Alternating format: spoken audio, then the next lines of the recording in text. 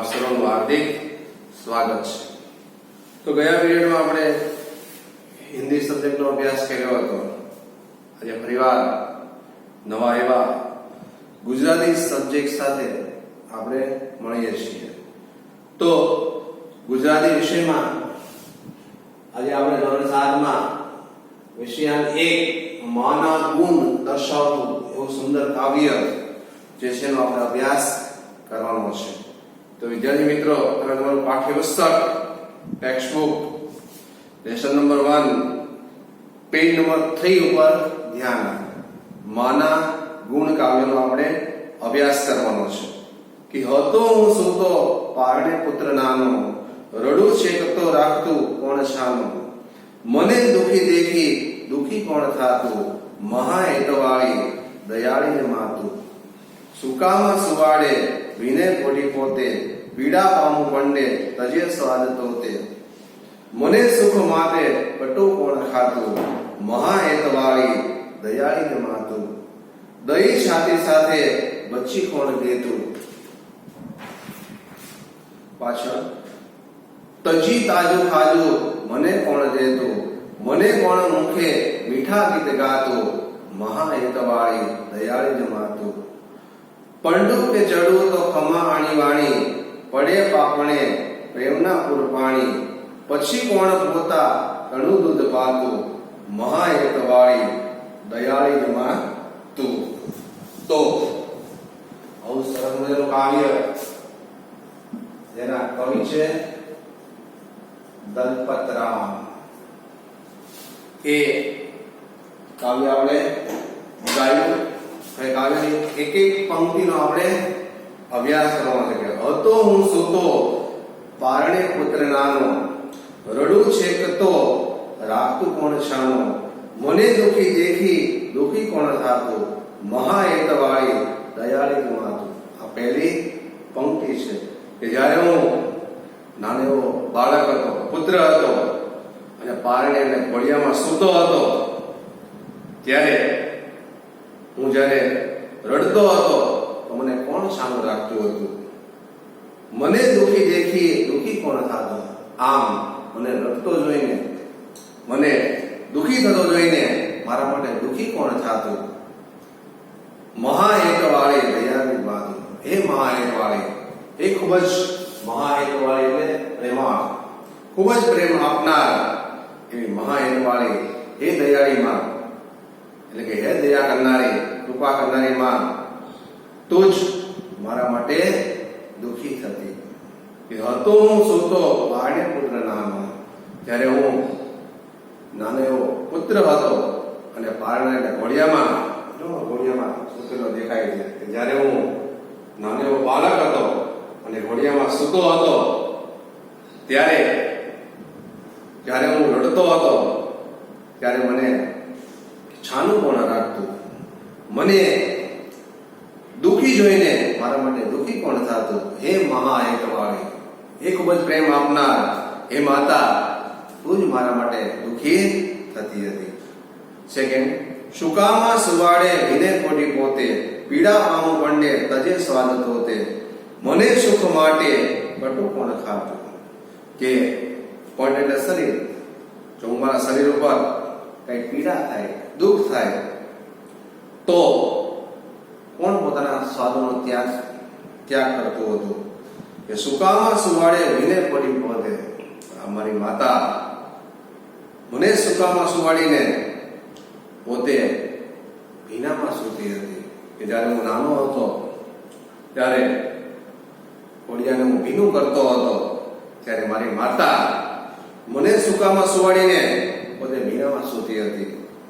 પીડા પામું પંડે તજે સ્વાદ તોતે, તમારા શરીરે કઈ પીડા થાય તો તે પોતાનું ખાવાનું પીવાનું અનેક પ્રકારના સ્વાદ આ બધાનો ત્યાગ કરતી હતી।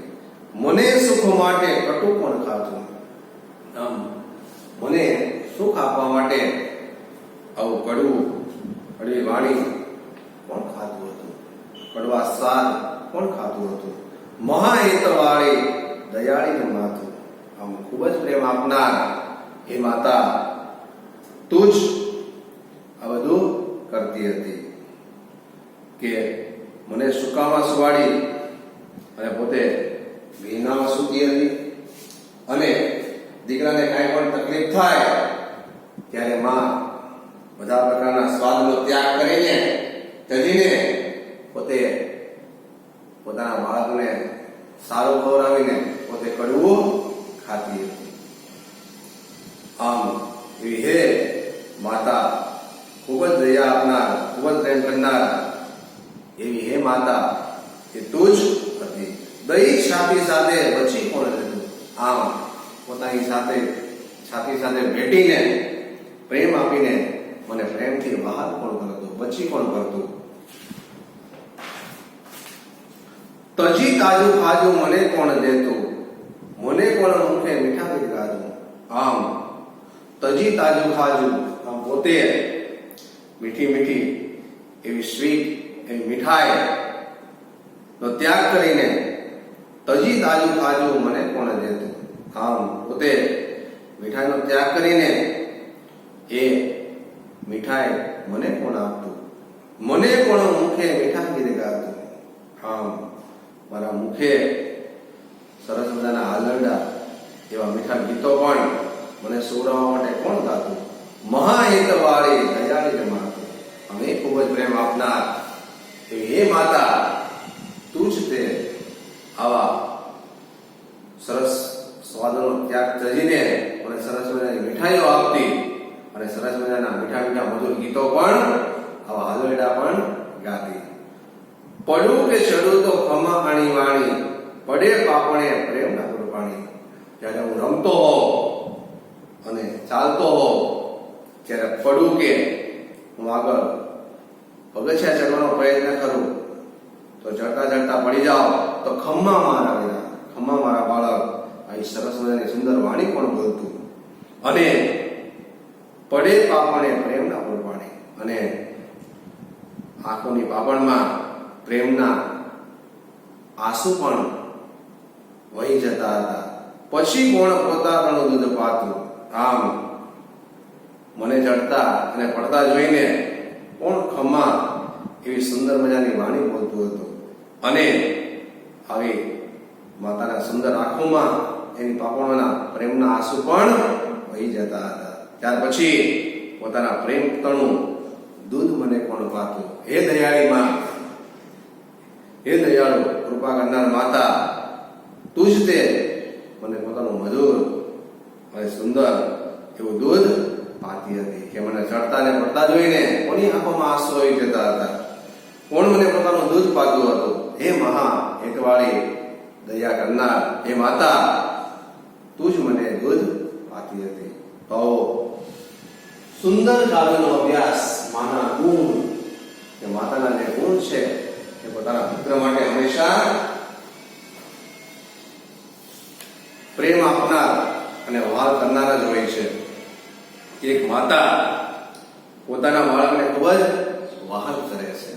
તો મા વિશે નિબંધ પણ આવી શકે કે માને પોતાનો દીકરો ખૂબ વહાલો હોય છે. મા દીકરાના દુઃખે દુઃખી અને દીકરાના સુખે સુખી હોય છે. મા પોતે ભીનામાં સૂઈ દીકરાને સૂકામાં સુવાડે છે. દીકરાને કઈ મુશ્કેલી થાય, તકલીફ થાય ત્યારે મા પોતાનો સ્વાદ, ખાવા પીવાનું બધું ત્યજી દે છે અને કડવું ખાય છે. મા દીકરાને મીઠા મીઠા ગીત હાલરડા ગાઈને સુવડાવે છે.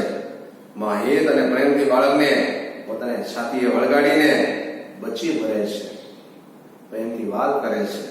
મા ખૂબ જ પ્રેમાળ અને દયાળુ હોય છે. તો આ તમારું કાવ્ય હતું. હવે આપણે સ્વાધ્યાયની અંદર કેટલાક પ્રશ્નોનો પણ અભ્યાસ સમજવાય, શબ્દાર્થ પણ લખેલા છે કે પાણું તો ગોળ્યું, હેતવાળી તો પ્રેમાળ, દયાળુ તો દયાળુ, દયા કરનાર, સૂકું તો સુકાયેલું, ભીનું તો ભરેલું, પીડા તો દુઃખ વેદના, પંડે તો શરીરે, કટુ તો કડવું, ખાજુ તો મીઠાઈ, સ્વીટ, આ શબ્દોના અર્થ છે. હવે આપણે સ્વાધ્યાયની અંદર પ્રશ્નોનો અભ્યાસ કરીએ.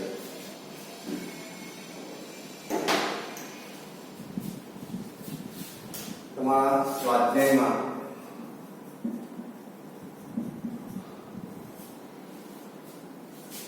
ની અંદર પ્રશ્નો આપેલા છે, એક એક વાક્યમાં ઉત્તર લખો.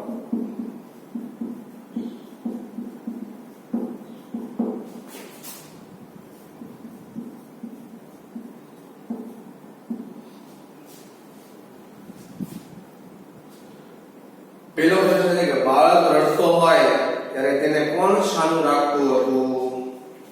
આ સ્વાધ્યાયની અંદર તમારે તમારી બુકની અંદર તમારે જવાબ લખવાના છે કે બાળક રડતો હોય ત્યારે તેને કોણ શાનું રાખતું હતું? આ પહેલાનો આન્સર કે બાળક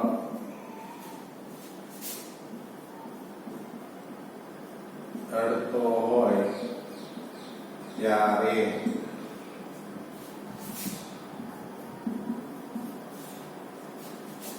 તેની માં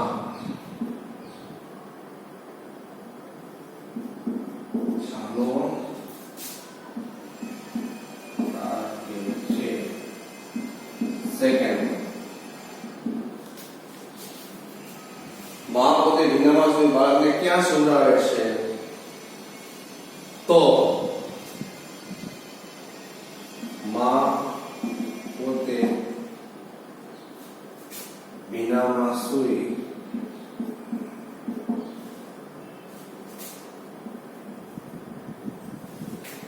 બાળકને સૂકામાં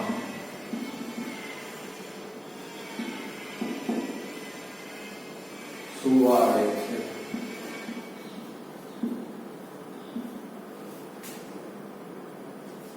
થર્ડ, પુત્રને પીડા થાય તો માં શું કરે છે? તો પુત્રને પીડા થાય ત્યારે માં પોતે સ્વાદ તજે છે.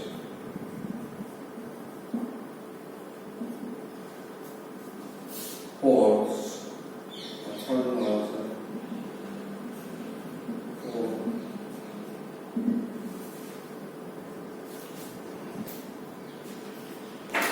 પુત્રના સુખ માટે માં કેવું ખાય છે?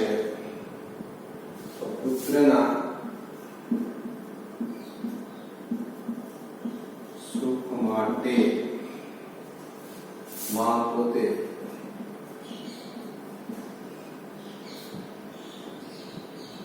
કડવું ખાય છે.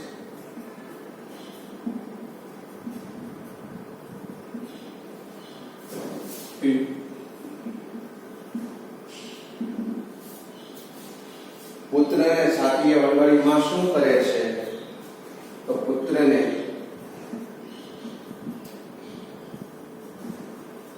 છાતીએ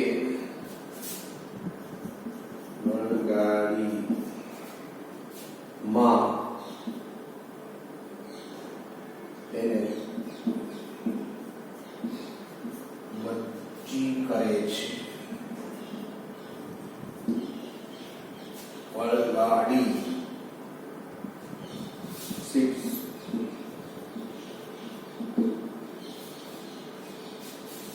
પુત્ર પડે કે ચડે ત્યારે માં શું કહે છે? તો પુત્ર પડે કે ચડે ત્યારે માં ખમ્મા કહે છે. માની પાવને શેના પૂરવાય છે? તો માની પાવને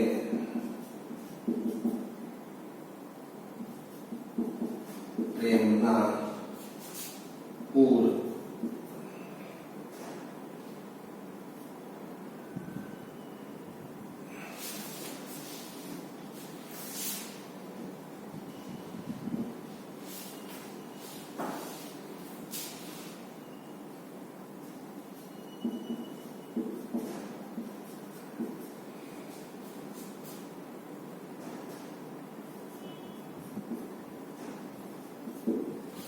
હોય છે.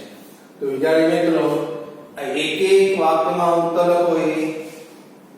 1 2 3 4 5 6 7 7 ક્વેશ્ચન આન્સર મેં તમને લખી દીધા છે, જે તમારી બુકની અંદર લખતા જવાના છે સાથે સાથે. આ છે એના આન્સર. ત્યાર પછી છે આ કાવ્યને આધારે માવશે 8-10 વાક્યો લખો, જે આપણે નિબંધની અંદર પણ પૂછાશે. આથી આ પ્રશ્ન પણ હું તમને અહીંયા લખી દઉં છું. માવશેનો નિબંધની અંદર પણ આપણે પૂછી શકીએ. તો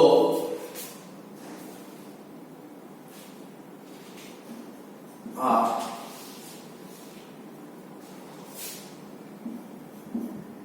માં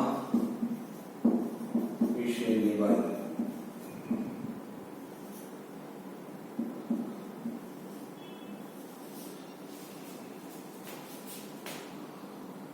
પેરેગ્રાફ પાડી દે. માને તાનો દીકરો ખૂબ વહાલો હોય છે. માં દીકરાના દુઃખે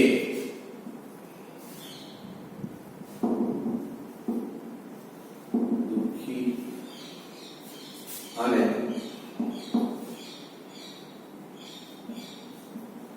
દીકરાના સુખે સુખી હોય છે. માં પોતે ભીનામાં સૂઈ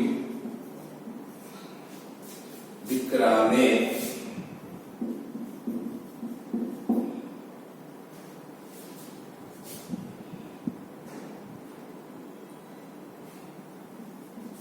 સૂકામાં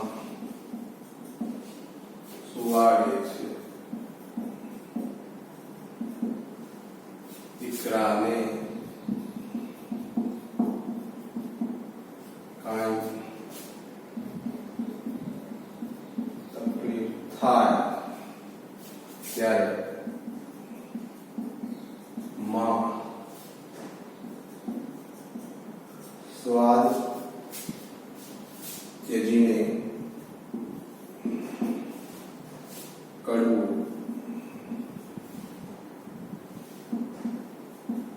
ખાય છે. માં દીકરાને મીઠા ગીત ગાઈને સુવાડે છે. માં હિતથી બાળકને છાતીએ વળગાડીને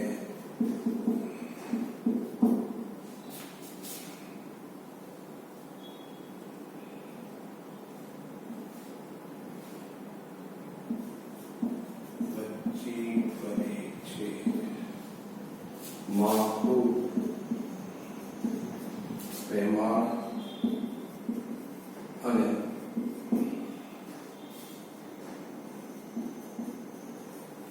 દયાળુ હોય છે.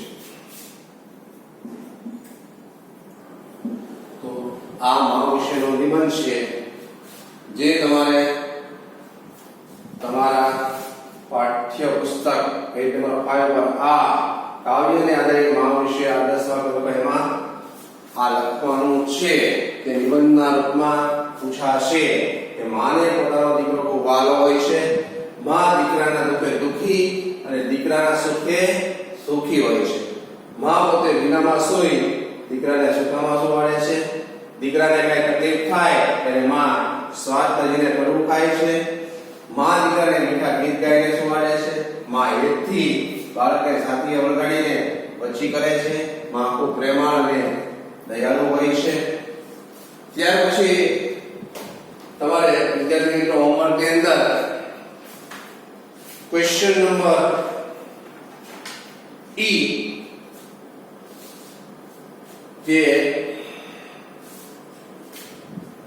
પેજ નંબર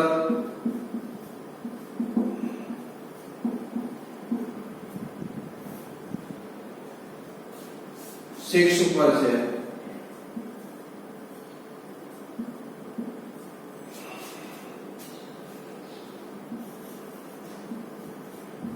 નીચેની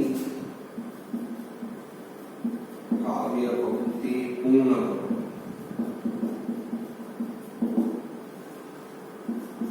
પેલી સુકામાં સુવાડે અહીંયાથી લઈને દયાળીશ માં તું એ લખવાની છે. સેકન્ડ પડું કે ચડું લઈને દયાળીશ માં તું. આ જે છે એનો અભ્યાસ તમારે કરવાનો છે. આજે હોમવર્ક છે એ પેજ નંબર 6 ઉપર જે આપેલું છે નીચેની કાવ્ય પંક્તિ પૂર્ણ કરો. આમાં તમારે આ હોમવર્ક પૂરું કરવાનું છે. તો વિદ્યાર્થી મિત્રો આ કાવ્ય માના ગુણ તમને સરસ રીતે સમજાઈ ગયો છે.